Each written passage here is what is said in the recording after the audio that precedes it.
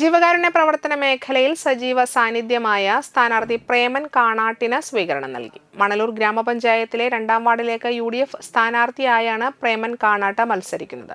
2ാം ward Congress കമ്മിറ്റിയുടെ നേതൃത്വത്തിൽ Manalur company സെന്ററിൽ നടത്തിയ സ്വീകരണ ചടങ്ങ് DCC സെക്രട്ടറി KB ജയറാം ഉദ്ഘാടനം ചെയ്തു. MS സുധാകരൻ അധ്യക്ഷത വഹിച്ചു.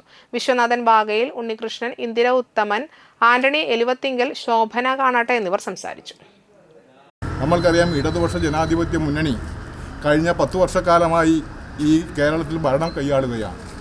പക്ഷേ ഈ സംസ്ഥാനത്തെ ജനങ്ങളുടെ അവകാശങ്ങൾ സംരക്ഷിക്കുന്നതിൽ ആ സർക്കാർ പരാജയപ്പെട്ടിരിക്കുന്നു എന്നുള്ളതാണ് യാഥാർത്ഥ്യം.